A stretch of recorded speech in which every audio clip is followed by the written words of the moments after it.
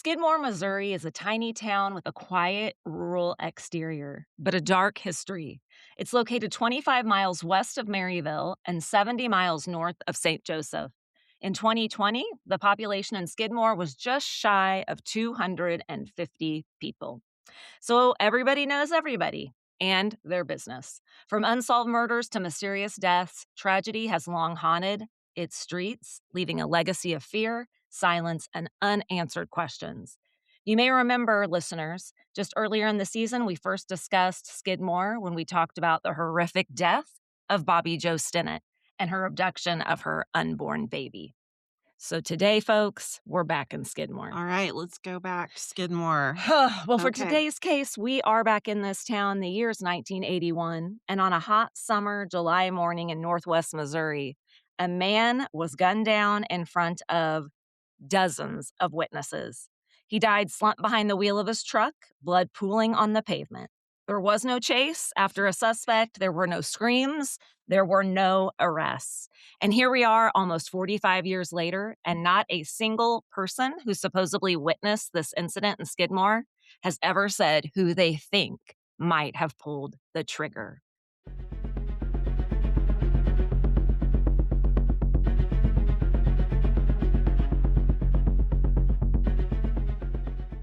This is Missouri Mayhem, Mystery and Murder. I'm Megan. And I'm Mindy. Thank you for tuning in with us for another case today. We appreciate your support. Let's give a quick shout out to our Patreon members. Yes, really quickly, we're going to give a shout out to all of our Patreon members because they're very, very important to us. So we have a little over 30 that are either part of our alibis or part of our free subscription.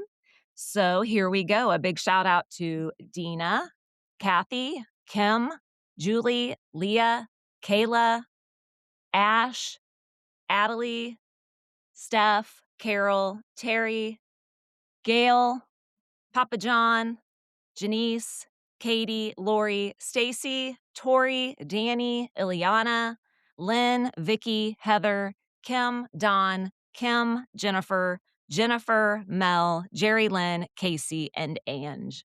All right. Thank you so Thank much. you, all of you, so much. We also want to give a quick shout out to Terry's Barbershop. Yes. It's called the Fade Foundry and Company in Gladstone. And Paige cuts Terry's hair and said they've been listening or she's been listening. You told me that, and that excited me so much. Thank you so much, Paige. Yes. So big shout out to Paige and her stylist friend Tiffany. Thank you guys so much. So Thank you so much. before we get going today, Mindy, you mind giving our listeners a quick reminder? Sure. As always, this podcast is labeled explicit due to the content. There is a listener warning, Today's episode includes discussions regarding murder, child victimization, and trauma events. Correct. And most probably realized when we were talking about Skidmore very quickly that we were probably going to be talking about something dramatic because, as we said earlier, a lot of things have happened in this town. Yes. they have. Today, we're going to be talking about the murder that turned Skidmore, Missouri into a symbol of vigilante justice. You know, we hear that term thrown around, and what do you think of when you hear the term vigilante justice?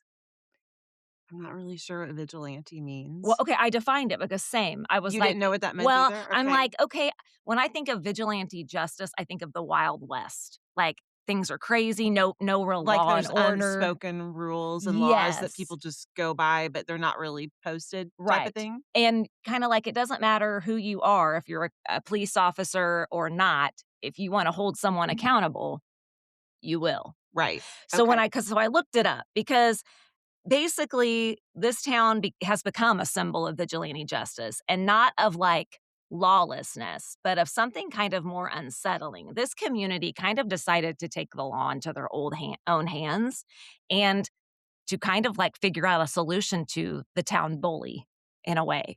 Okay. And you might think, well, I mean, geez, a town bully, every town probably has one. Well, wait till you hear the things that this town bully did. And Right. then you can kind of, I mean, no murder, murder, we do not advocate murder at all. Yeah. But just keep an open mind when you hear about kind of how it led to this situation. So the vigilante justice is when someone takes the law into their own hands, Correct. punishing a lawbreaker without the proper authority. Right. You just do it. You just do it. You're like, "I'm not a police officer. I'm not even, It is like like, the Wild Wild I'm not West. even Dog the Bounty Hunter." Yeah. I'm I'm just gonna do it. So, yeah.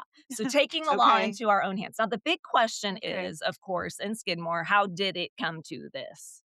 How did it come to I cannot wait to hear about this guy. yeah, a murder in broad daylight, which is the name of a book Mhm. and About him? and a movie Oh that my came out goodness. about him, and with multiple witnesses and a town who said, "No, we're gonna stay silent." And this is just kind of what we think of too when we think about small town justice Oh, mentality, yeah. you know?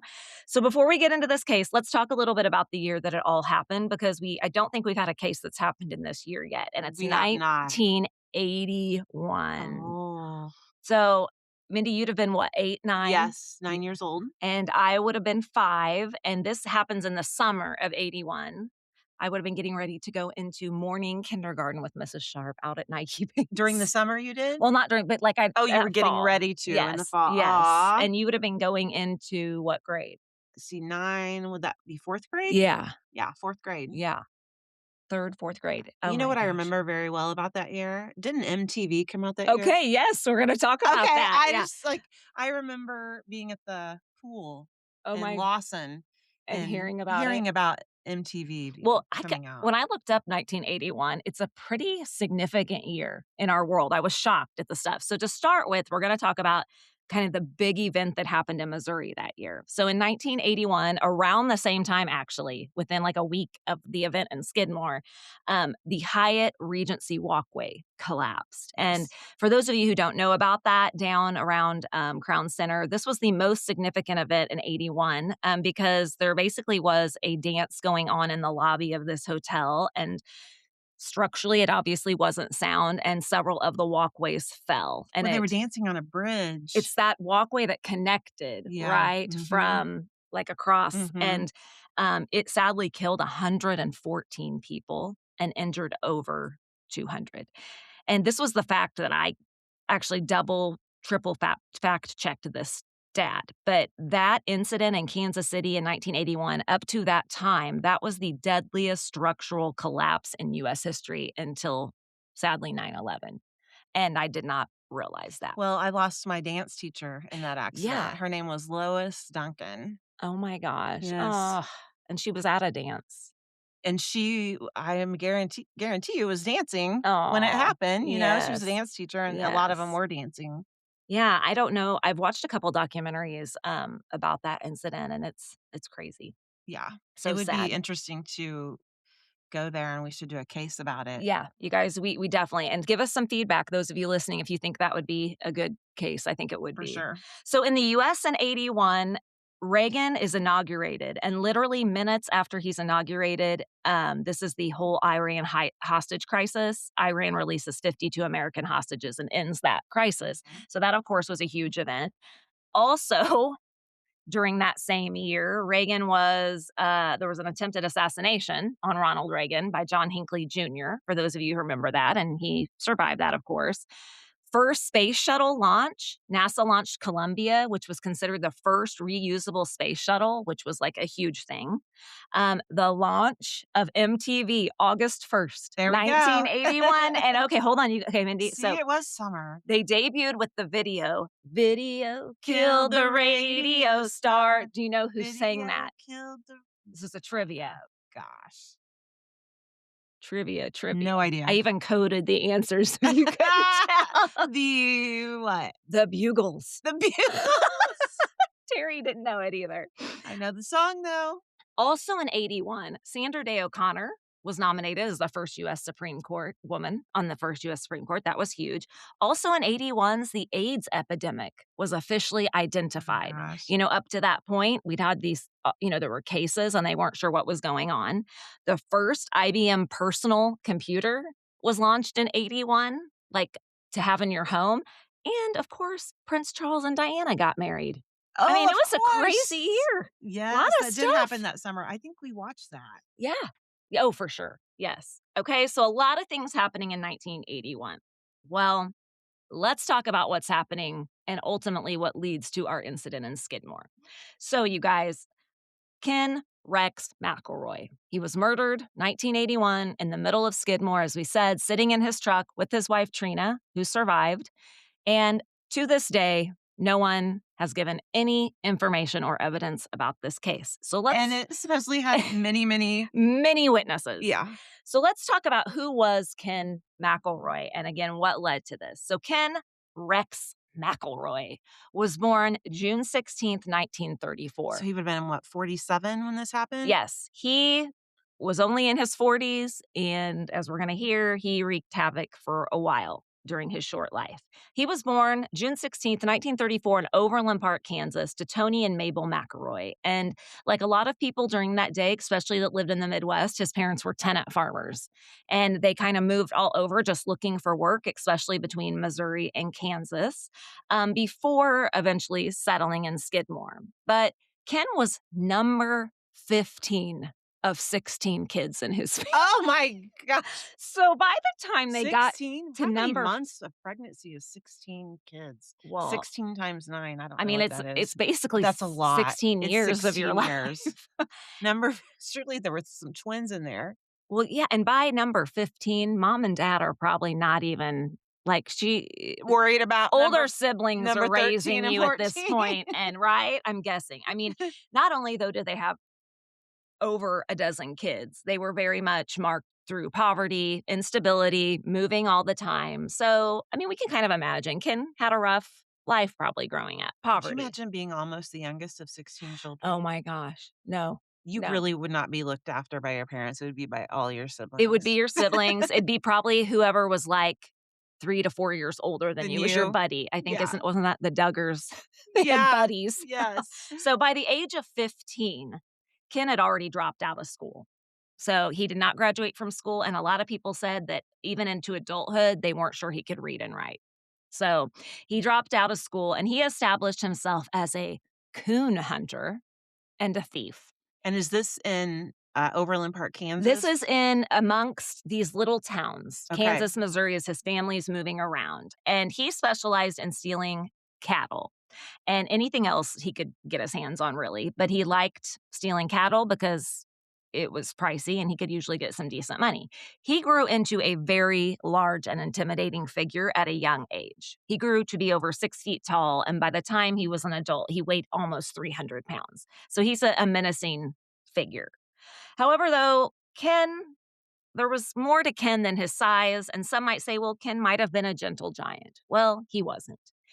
Ken had bright blue, cold eyes, people said. And if you've looked at his pictures, I can see that. Cold. Cold, dark blue eyes. He embraced violence, chaos. He liked manipulating people. And again, we don't know if this is because of his I mean, you childhood. sold me at stealing the cows. Like, you've Right. already sold me that he's a bad That person. guy. Yes. I mean, not worthy of murder yet, but Right, right. Not yet. And he and he lived to satisfy his own desires. He was self-serving. He didn't care about anybody else. He took, and the only thing he ever really gave people was just this feeling of fear, he's a narcissist. big time. Now, because when you look at Ken's adult life, there's a pattern. And this continues, I mean, throughout his life. He's not one of these people like he's at a bar and he gets drunk and he gets in a fight with somebody. Like at the last minute. Right. Ken is a strategic, violent person. Okay. Like he planned his acts of violence or saw opportunities and took advantage. Okay. So by the time Ken settles in Skidmore around 1955, 1956, at the age of, that would have been like 21, 22, a this town is actually bigger than it was when there was actually about 500 people in Skidmore when Ken first moved there. Skidmore was a town on the rise at one Okay. point, How and many then people does it have now? Do you know? 250. No, 250? yes, after this, we'll talk about that. I mean, Okay. this town, yeah, Okay. bless their hearts. I do hate that this for the people, this was their The town. innocent people that live there. Yes. But when he finally settled down in Skidmore, his reputation had already kind of preceded him, that he was sly, that he had a reputation for being mean and violent. But people there also knew he was coming to them with a reputation of being quite the womanizer. And Ooh. not like you might think, like sly and Ooh, debonair and okay. suave. No, we're not talking about that. This guy liked a certain type of, I'm not even gonna say women, because they aren't women. He liked little girls Little and girls. young girls, and that's what, to me, is one of the most disgusting things about this. He started dating when he was in his 20s, he started dating underage girls as young as 12. And again, big ol' that to me, So that's how old was just he when he started dating the young girls? 20, 21, 22. So this would be in, like, 1954 Okay, yeah. or oh, sorry, Yes. 1955. Yes. Okay. And so basically, over the course of Ken's life, he ends up being married 3 times Mhm. and fathers 10 kids. Oh gosh. Yeah, and honestly, I couldn't find a lot about his kids, and I'm gonna respect their privacy, Okay, and not yeah. talk about them, but yeah, I didn't realize he'd had that many kids. Okay, so let's talk a little bit about Okay, now that will piss people off right off the bat, you hanging out with these young little girls. girls. We'll wait Yes, to hear they how are he little girls. does this. Okay, in 1952, so he was 18, he marries his first wife, Olita. Okay. Olita was 16 at the time, 16 and 18. She's underage, but I mean, it gets way worse here in a minute. So 16 and 18. They moved to Colorado for a very short time from 52 to 54. And while he's working on a construction site, I believe for his in laws or a family member of Olita's, he suffers a traumatic brain injury that he claims left him with lifelong pain. Now, some people who are looking for a way to justify Ken's behaviors said maybe that traumatic head injury had something to do with it. With his behavior? But here's the problem is, even at the age of 15, so 5 years before this, he was showing bad behavior Right before this before happened. this. Now, I'm not saying the head injury couldn't have caused something. So, about 2 years later, around 1955-ish, Olita and Ken decide to move back to Missouri, and they move to Skidmore permanently. Okay? So, they are living there around 1955. We're going to skip forward 3 years. 1958, he's been married to Olita. He becomes involved with a young woman by the name of Sharon. How young? What I can tell is it looked like to me Sharon was 16. He divorces Olita, marries Sharon. Listen to this. Not because they fell in love and he loves her. Marries Sharon to get out of a charge of assault after shooting her during an argument. Oh, goodness. Yeah. So he doesn't go to jail. He Instead, he says, marries her, yeah, he says, "Well, I'll divorce Olita and I'll marry you."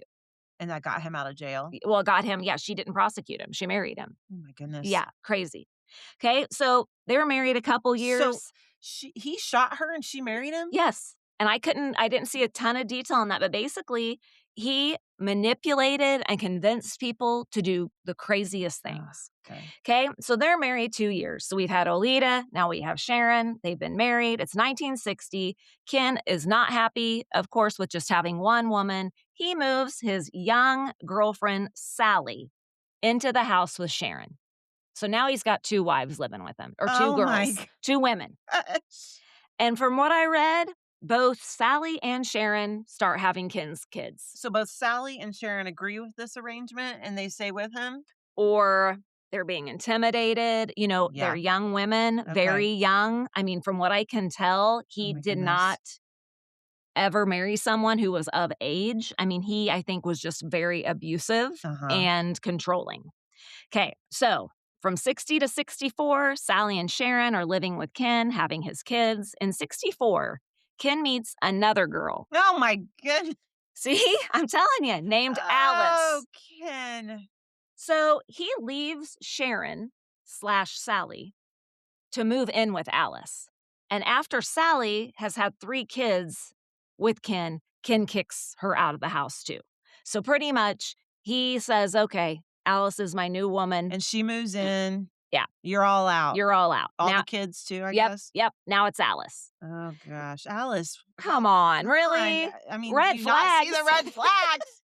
Like a Alice. couple of them. Yes, very much Okay. so. So Alice is married to him from 64 to around 69 or 70. So we know Alice is married 5 years. And again, I'm wondering if Ken's kids even have anything to do with him. I would say probably not. Not, even at this That's point. my guess. He becomes involved about 5 years after he's married and met Alice. He becomes involved with, No. yeah, No, another one? another young girl. Her name's Trina McLeod, Oh and she's actually my gonna gosh. come into the story more. She is only 12 In when he 1970. sees her for the first time. That is so sick. It is, and they say he described her as, like, having this beautiful blonde hair. I mean, she's 12. You don't even have She's your 12. period at 12, do No! you? No, she is 12. Now, he doesn't he meets Trina in 69 or 70. They don't have a relationship yet, but he continues to stalk her, watch her, keep his eye on her. This is Trina. Yes, Okay. while he's still married to Alice. Okay. Okay. Now, in 1972, Alice is done with him, finally, after about 7 years of marriage. Go Alice. She runs away with their son. And of course, Ken gets into an altercation with Alice and Alice's stepfather and ends up shooting him. Doesn't kill him. He shoots a lot of people across his life that don't die. He's actually very fortunate that he didn't kill a someone? bunch of people. But, Alice is like, yeah, we're over. Okay, And so yeah, I Alice, think so. yeah, but you can see womanizing, womanizing, womanizing. So now we're to 1973. At this point, Trina is now 14. So again, he's been keeping his eye on her and basically been pursuing her. Well, who doesn't want this to happen? Her parents. Her parents don't want this to happen because they No. know he is not a good guy. Well, after continuing, Because he's 39 and she's 14. 14. Yes, this is awful. Oh, He ends up burning down Trina's parents' house Mother trucker. as an intimidation factor. Oh my Yes, goodness. yes. So in 1973, Trina's family charges him with arson, assault, Yeah. and statutory rape. Yes. Good for them, because again, she's only 14. So Ugh. in 73, he's arrested, he's booked, and he's arraigned. But of course, he's released on bail.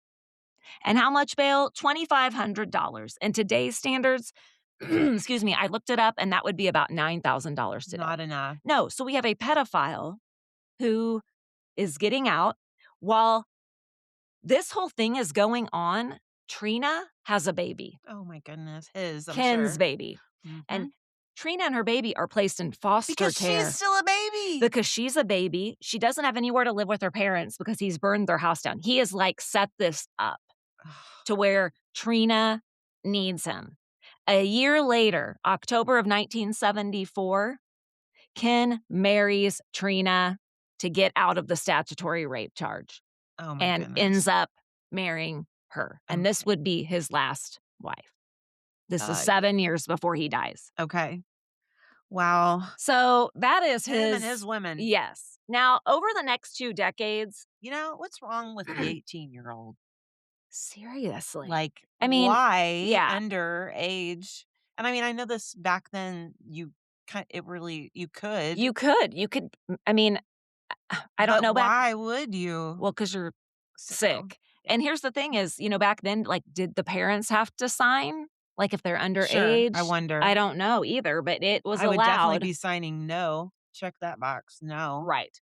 So over through his 20s, 30s, and 40s, Ken is indicted, at least that we know of, 21 times for different crimes, but never got given jail time or anything like that, including assault, arson, statutory rape, child molestation, theft, and animal cruelty. Oh my gosh, I don't want to know about that. I know. I know. We're not. I Okay, know. good. Thank you. Yeah. Yet convicted of none, and every time, just like the package killer, Yes. just like the I-70 Gary killer. Milberg. Yeah, Milberg. Milberg. Milberg. Yes. And Yeah, he just like that. gets more brazen and braver everything he's allowed to get away with. Okay? So this was 1973 that happened. 3 years later, he's 42 years old, 1976. He allegedly shoots farmer Romaine Henry, who's also of Skidmore, twice with a shotgun after Henry confronts him about shooting guns on his Oh, property. you're gonna confront me with about shooting guns? I'm gonna shoot you. Yes, exactly. So Ken is on his property I'm sure he shooting meant to kill guns. him. Did he Oh, mean to kill him? that's the thing. Like, yeah, right. He does survive, thank goodness, taken to the hospital. And McElroy, of course, is charged with assault with intent to kill. From what I read, Henry wanted to pursue this. He wanted to pursue charges. And like the court system does, it just kept being dragged on and on and on. His lawyers would try to push it, push it, push it. And finally, Henry's like, I don't have any more money for lawyers. I can't pursue this anymore. So again, Ken gets away with No, it. he did Yeah. not. Witnesses were And I was this farmer, Romaine Henry, was he popular in the community? I Do you didn't. know? Well, Like, were people like, "Oh, we love him," and he got shot by this guy? yeah, I mean, I think people are upset. Like, Mhm. this is not justified. No. Again, you're on my property, and when I confront you about it, you shoot me. Me? Yeah, I mean, On my property. he's delusional. He's not living No. amongst the rest of the world or his community with rules Yeah. and laws. They would find anytime anything came up about him, witnesses that originally said like, "Okay, I'll come forward and testify," they'd recant. He'd stalk their houses. He'd sit outside in front of their Oh my homes with a gun goodness. hanging out the window. Yeah, he'd do that kind of bullshit. And that scared people and they were terrified of him. So people quit coming forward and trying to stand up to him He's because just a problem. big problem. Time and time again, he's arrested and he walks free. And again, he just starts to escalate. He doesn't say, oh man, I might get caught next time. I better chill out. No. Again, driving past victims' homes, sitting outside businesses, openly carrying weapons when that's illegal. The message is I beat the system. I can do whatever I Oh, want. sure. No one's going to hold me accountable. Now, that was 1976. That happened with Romaine Henry. We're going to fast forward 4 years to the final straw. Oh gosh. This is kind of the thing that breaks the camel's back, per se. April 25th, 1980. So not 81 yet, 80. This is about a year before the incident in the street in Skidmore. Couple of Ken's kids are in the local grocery store and they end up being accused of stealing candy by the owner's wife. I have a feeling they were guilty. Probably. And her name is Mrs. Bowenkamp. And Ken issues threats instantly against the Bowenkamp family. Kids come home, say, Mrs. Bowenkamp accused us of stealing. He immediately starts threatening them, goes to the store, making comments. They know something bad is going to happen. And so they file legal proceedings after the incident in their store, basically saying, like, we're scared he's going to do something. We've seen him do this to people. We tried to hold his kids accountable. Now he's threatening us. So they kind of had the foresight to see, like we need to take action now. So a few months later, they've got this legal proceeding started. July 8th, 1980, 46-year-old Ken walks into the Bowenkamp's general store. Pissed off, he's heard they're holding him accountable. After they fight about the candy, the legal dispute, Ken shoots 70-year-old Ernest Bowenkamp in the neck. Okay. So there's another one. He's 70. Oh my gosh. He's 46. People like the Bowenkamps. They Yeah. own this general store. Ernest is known as Bo around town.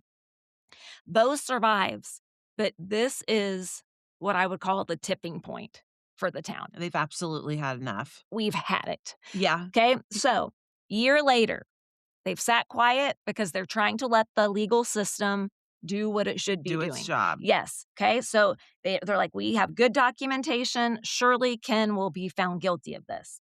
About a year later, June 25th, now we're to 1981, Ken is convicted of that. Well, not first degree assault, which I think it should have been, but he ended up getting, excuse me, you guys, convicted of second degree assault and was sentenced to 2 years in jail. Gosh. 2 years. Yeah. So I think the town, though, was like, finally, some accountability. A little bit. I mean, at least he'll be in jail for a couple years. for a couple years. Yes, at least. So after the conviction, They're thinking, surely they're not gonna let a convicted Well, don't you go to att jail right after you're convicted? Right. They're not gonna let a convicted attempted murderer out on bail. Oh, they do. Oh my Yeah, gosh. literally right after he is convicted and said, "You are guilty of this, you're gonna serve 2 years," he's released on bail I don't understand why. pending an appeal. What? Yes. See, it just An appeal yes. of what? And also, we don't know how many lawyers has Ken paid off, how Sure. many judges, how many police officers, we don't know. But again, now the locals are getting madder. Mhm. 4 days after his release that he gets out after being convicted on June 29th, 1981, Ken McElroy enters the D&G Tavern in Skidmore armed with an M1 Garand rifle with a Oh bayonet my on gosh, what the do you need a end. bayonet for? Seriously, It is not bayonet. the 1800s. No, and like it wouldn't have been illegal Oh my anyways, but he is gosh. out on bail, so he is holding this firearm illegally. Legally, yeah. Yes, and he ends up coming in to the tavern, and Bo is in there, Bowenkamp, whom he'd Yes. shot the year before, Yeah. starts making all kind of threats, waving his gun around. I did it once, I can do it again, Yes! probably. And the threat escalation the people they're just thinking, "This guy's just gonna go around just killing Killing people." people, Yeah, carrying guns, making threats, sitting in public places, like raping children. children, marrying children. Yes. So, here we go. Oh boy. Incident in the tavern. We got a couple weeks later. This is it. During the first week of July, it is announced that there will be more delays in Ken McElroy's bond hearing.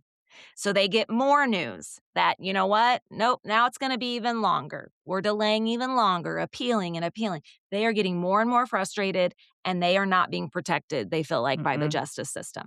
Okay? I would feel the same way, I think. I think so too. July 10th, 1981, in broad daylight. So let's fast forward not quite 2 weeks, about a year since the shooting of Bo. Here we go.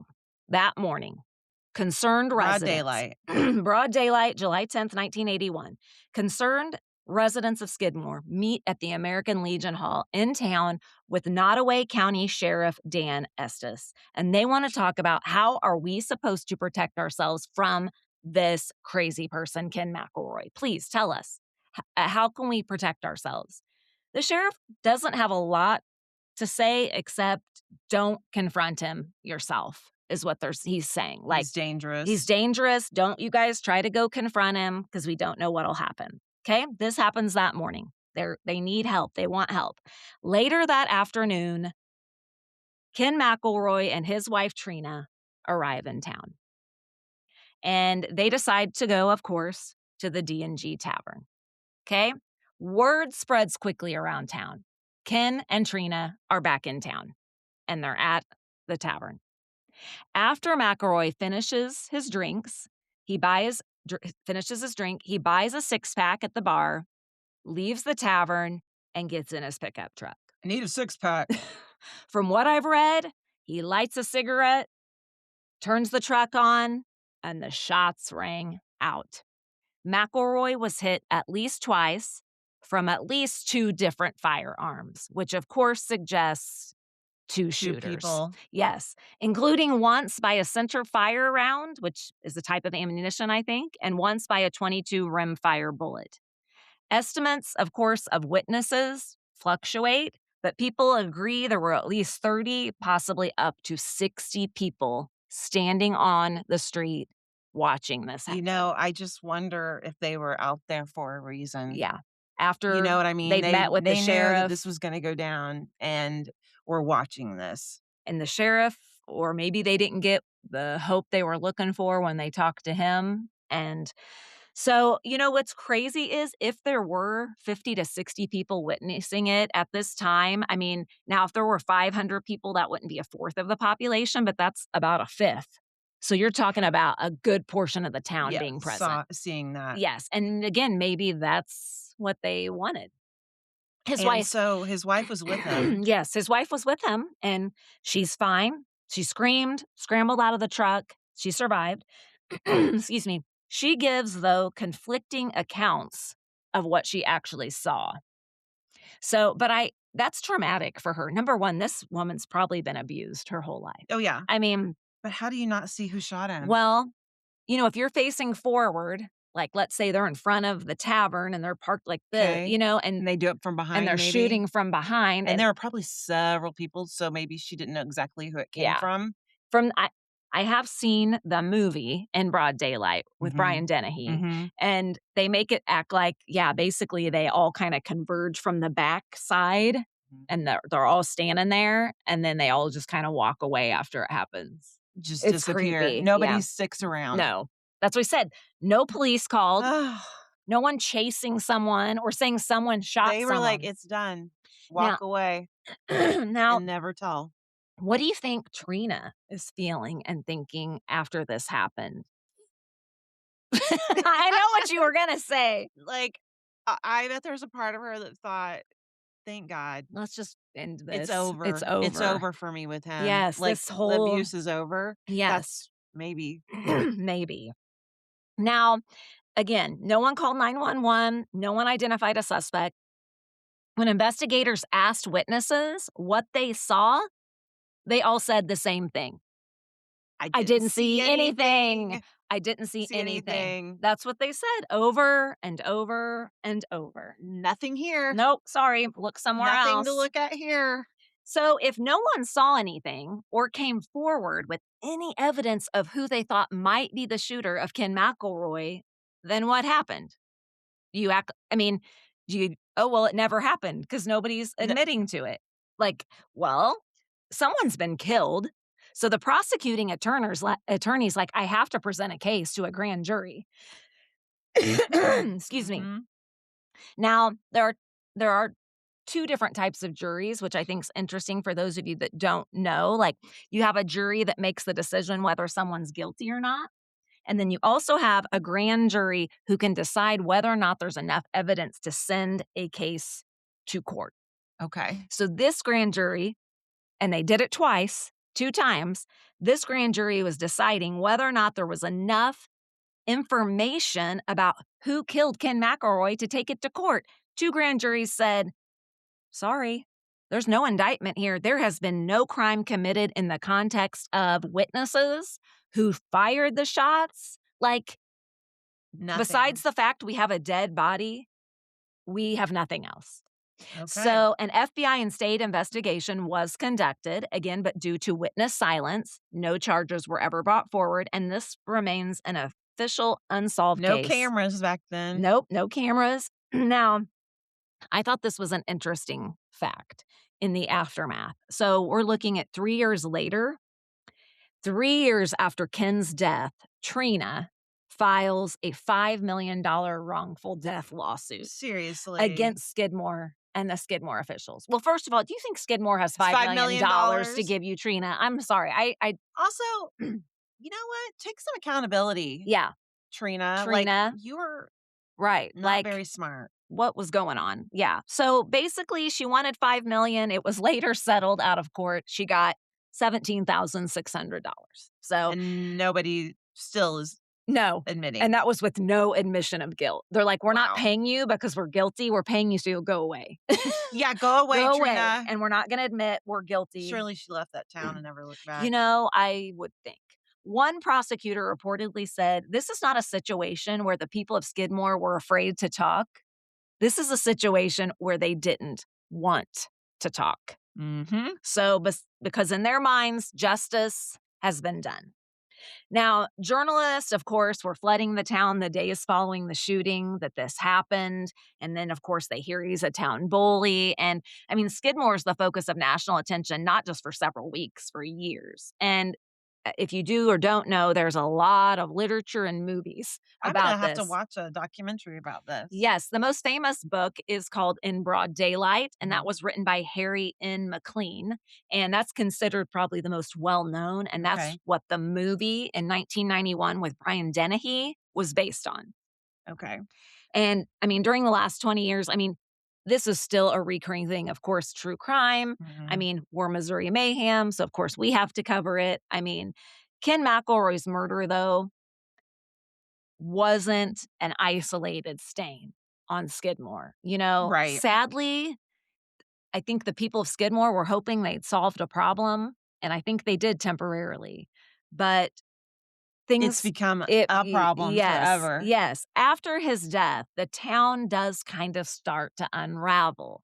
Businesses close, families that have been there forever move away, and is it because any of those people had anything to do with it? Is it because now, like, of course, we don't wanna be connected to this town at all? I mean, if this happened in 1981, a few of those people may not even be here anymore. True, absolutely.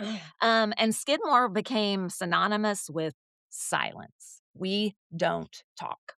Now, after his death, within There's something admirable about that, well, them coming together together it because and being like, "Hey, nobody's going to do any." I mean, not saying it's right to shoot right. somebody, but you can see the frustration Yes, when and you're not being protected by the people that are supposed to protect especially you. if you're a father living there with young children. Yes. This is very personal. And you're a business owner, and someone Yeah. can walk into your business and just shoot you in the neck and then be out free Yeah. on the street.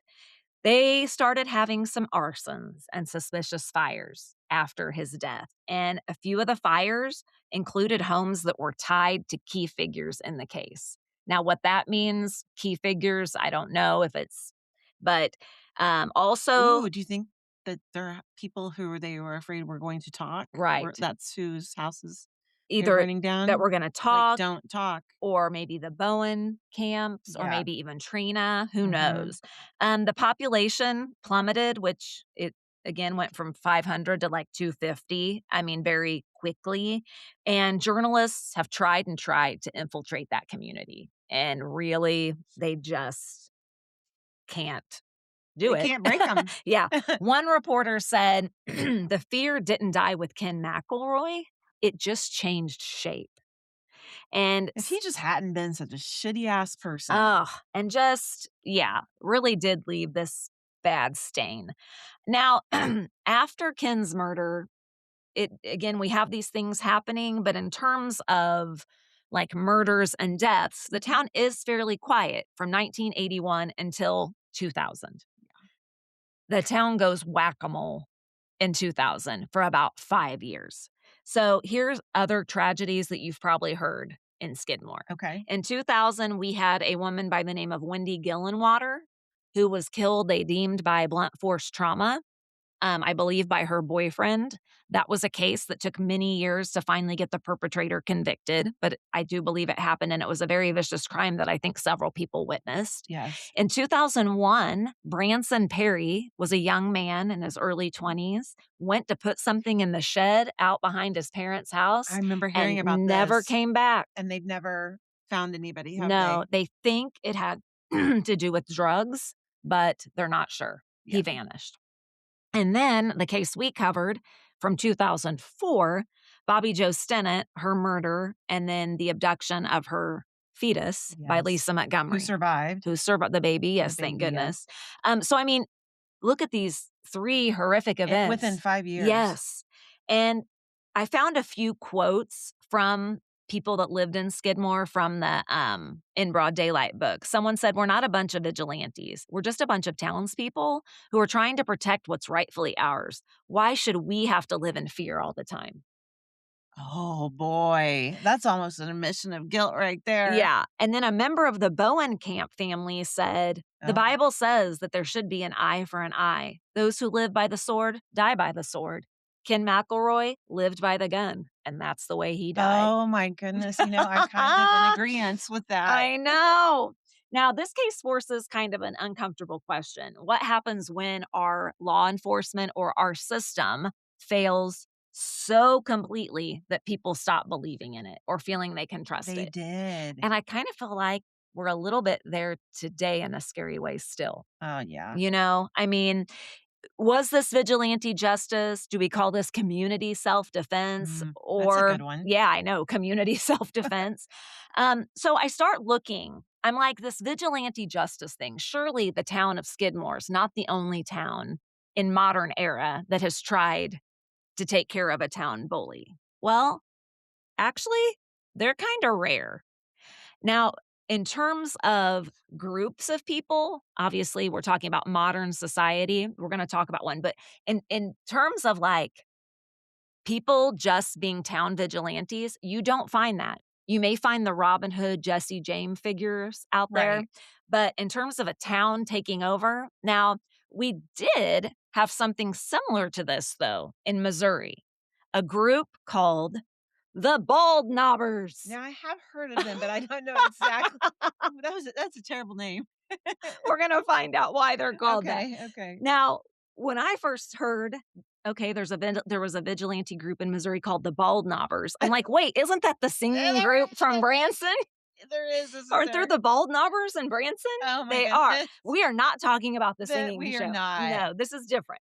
The Missouri Bald Knobbers were a notorious vigilante group in the 1880s Ozarks, and they formed to combat what they deemed as lawlessness in their communities.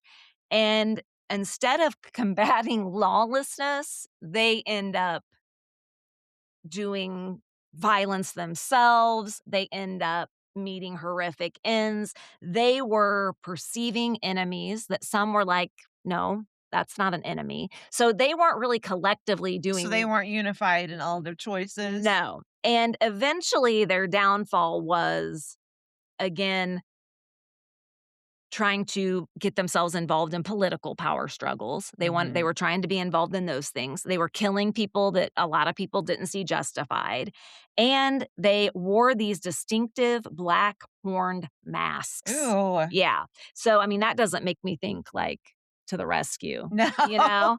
And so I think originally they had good intentions. And the reason they were called the bald knobbers is they would meet on bald knobs or treeless empty hilltops, which are called knobs. That's a Okay. geographical term. Okay. Okay. So, yeah, they would meet on the Taney, Christian, and Douglas County Knob Hills. That's where they would meet. Okay. But sadly, they ended up, a lot of them were either assassinated or hung. Oh. So that's the Missouri Bald Knobbers vigilante group didn't have a good end. It came out of the Civil War, post Mhm. Civil War, and that was a time known to a lot of historians as a reign of terror. Because after Civil War, you had groups of ex-military, Yeah. people who'd been in the Civil Civil War, War. yes. You had people who, were like guerrilla warfare Mhm. people, and so they ended up coming together after the Civil War to create these Yeah, the the Jayhawkers, you had J the yes, and Bushwhackers. we were the bald knobbers. So there Yes. you go. And so can you imagine living in the No. 1870s to the 1900s during that time? What a time. Oh, I just can't even imagine. So, you guys, when it comes to small town justice, vigilante justice, I mean, Skidmore's a rarity, which is good because we should trust in our law enforcement and our police to do what's right. Yes. But, you guys, you have to make that decision for yourself in terms of what you think about this situation in this case. And is it justified? Is it not? I mean, again, I don't condone murder, but I also don't condone someone who's making everyone else live in fear. And I mean, he's walking around with a gun and Pointing it and at they people, they are shooting scared people. to approach him. He obviously has no fear of shooting people. They're like, he's shot like 3 different He people thinks he can do and they whatever he haven't died. wants. Eventually, he's gonna kill somebody, Yeah. you Well, I'm know? glad he didn't. Me too, thank goodness. But yeah, crazy case, you guys. We knew, you probably wanted to hear this one. Mindy, do you just wanna say a little prayer for Skidmore? Just Sure. that little town? Sure. Dear Heavenly Father, Lord, we just want to come to you today and pray for the town of Skidmore. They have been through a lot. I just ask that you heal the town, increase the population, and let the past be the past. And just, let the hearts of the people that live there heal. In Jesus' name we pray. Amen. Amen. You guys, this case examines what happens when people feel like the police and law enforcement aren't doing their jobs, when a community starts to feel desperate and scared. I mean, it's true, the facts don't lie. Ken McElroy terrorized a town, and the town ended his reign of terror. And the truth really has just disappeared into I have a silence. feeling it will forever be Me silent, too. and And I don't that's kind of really uh, wanna mess with amazing in that. itself, Yeah. Yes. honestly. You guys, thank you so much for listening today. Don't forget, stay safe, stay kind, and stay curious. Thanks for listening to Missouri Mayhem. I'm Megan. And I'm Mindy. If you enjoyed today's episode, please share our podcast with other true crime lovers and give us a rate and review. We appreciate all of our listeners. Sorry. Until next week. Peace Peace out. out.